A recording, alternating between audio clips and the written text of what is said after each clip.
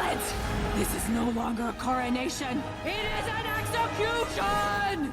Get them! Some villains are one-dimensional. They are simply evil or insane.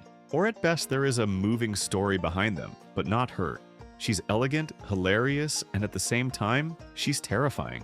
Scarlet Overkill doesn't just twirl a mustache and cackle. She struts onto the screen in 6-inch heels, commands a crowd of supervillains, and makes you laugh while she plans a royal coup. In a movie full of slapstick minions, Scarlet isn't just a one-note baddie. She's proof that even the silliest animated film can teach you how to write a villain with layers. So let's pull back the curtain and study the world's first female supervillain, and what Scarlet Overkill can teach us about crafting a truly multifaceted antagonist. When we first meet Scarlet at VillainCon, she doesn't just enter a scene, she owns it. The camera lingers on the crowd's anticipation. Every villain in the world has gathered, hungry for a glimpse of power. Then the lights drop, spotlights flare, and Scarlet descends from the ceiling like a rock star, crimson dress billowing, voice dripping with charm.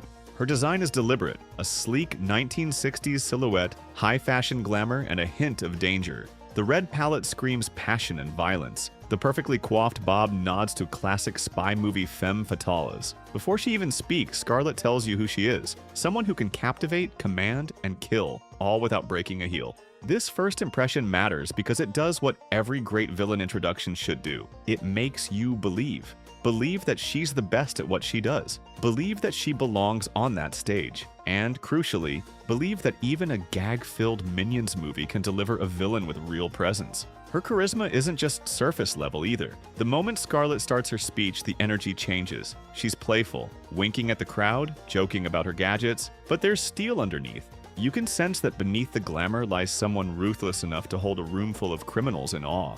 That mix, style, humor, and threat, is what hooks both the audience and the minions themselves. Without this perfect first impression, Scarlet could have been another cartoon baddie lost in a sea of gags. Instead, she sets the tone. This is her world, and she's going to run it on her terms. But Scarlet doesn't stay just glamorous. In the next scenes, Illumination balances comedy and menace so well that she becomes unforgettable. And that's the second key to writing a multifaceted villain. How dare you!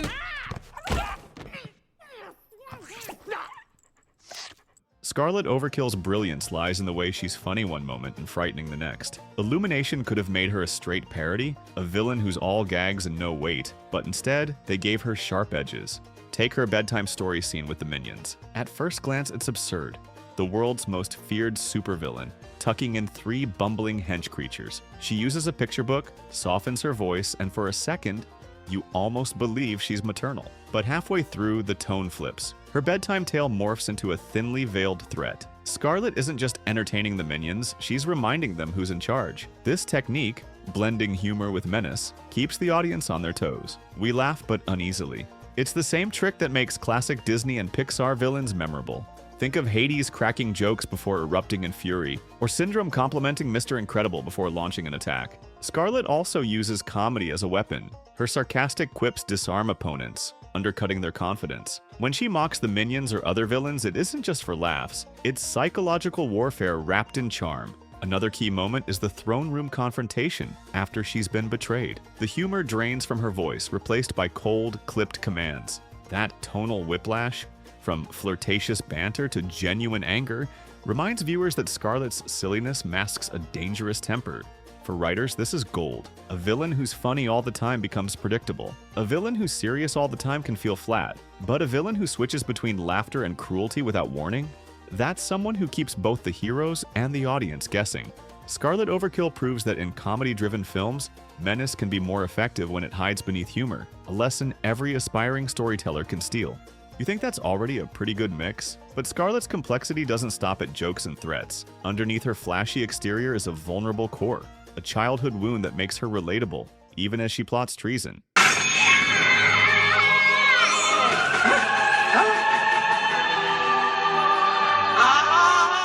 Even the most over-the-top villains become forgettable if they're all power and no vulnerability. Scarlet Overkill works because Illumination slips a tiny fracture into her polished armor. She wasn't always the queen of supervillains. She was once a little girl who wanted to be a princess and failed. The film gives us this piece of backstory in a quick, humorous flashback. We see a young Scarlet dressed in a makeshift crown, dreaming of adoration and being humiliated instead.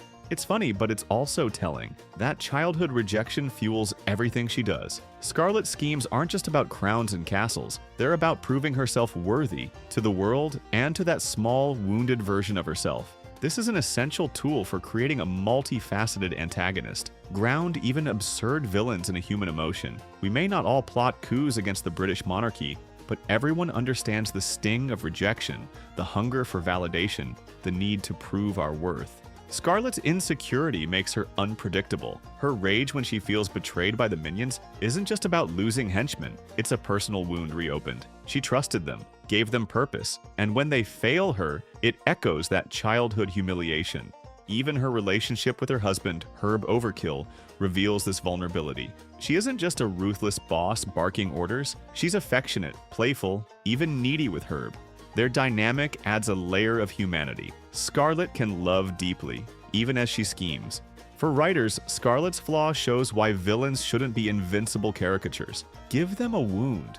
Give them a dream that went wrong. Even in a zany comedy like Minions, that small emotional truth makes the difference between a forgettable antagonist and a standout character. And Scarlet doesn't operate in a vacuum. Her connections to Herb, to the Minions, to the villain world are the final piece of her complexity. Those relationships reveal even more sides of her character.